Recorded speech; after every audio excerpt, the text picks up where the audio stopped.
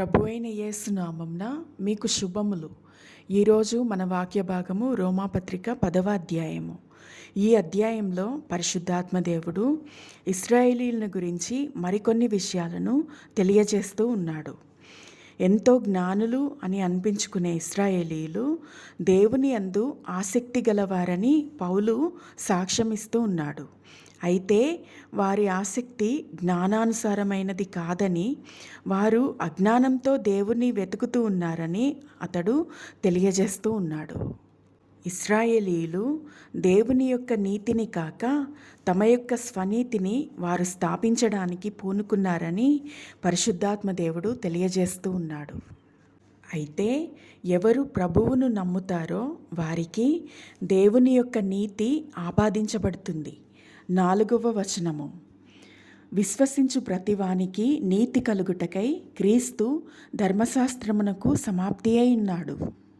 ఒక వ్యక్తి తను నీతిమంతుడుగా మార్చబడాలి అంటే ఆ మనుషుడు తన హృదయంలో ప్రభువును నమ్మాలి. ఆ విషయాన్ని తన నోటితో ఒప్పుకోవడం ద్వారా ఆ వ్యక్తి దేవుని చేత రక్షించబడతాడని 9-10 వచనాలు తెలియజేస్తూ ఉన్నాయి.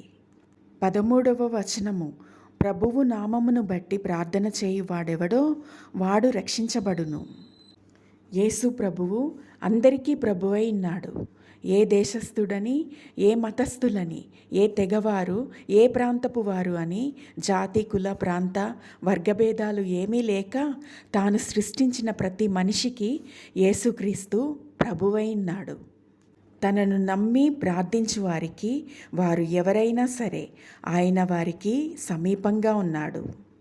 12వ వచనము, ఒక్క ప్రభువే అందరికీ ప్రభువయ్యుండి తనకు ప్రార్థన చేయు వారందరి ఎడల కృపచూపుటకు ఐశ్వర్యవంతుడై ఉన్నాడు. ప్రభువును గురించి తెలియని ప్రజలకు తెలియాలి అంటే ఎవరో ఒకరు ఆయన్ని గురించి ప్రకటించాలి. ప్రకటించేవారు పంపబడాలి. ప్రకటించినా కూడా అందరూ క్రీస్తు సువార్తకు లోబడరు అని 15-16 వచనాలలో రాయబడి ఉంది. క్రీస్తుని గురించి వినని వారు విశ్వసించలేరు. విశ్వసించని వారు ప్రార్థన చేయలేరు. 17వ వచనము, కాగా వినుట వలన విశ్వాసము కలుగును, వినుట క్రీస్తును గూర్చిన మాట వలన కలుగును.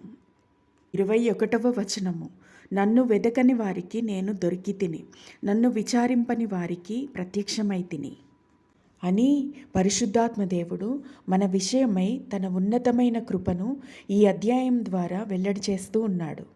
నిన్న నేడు నిరంతరం ఏకరీతిగా ఉండే యేసుక్రీస్తు యొక్క కృప మనకు నిత్యము తోడయుండును గాక. ఆమేన్.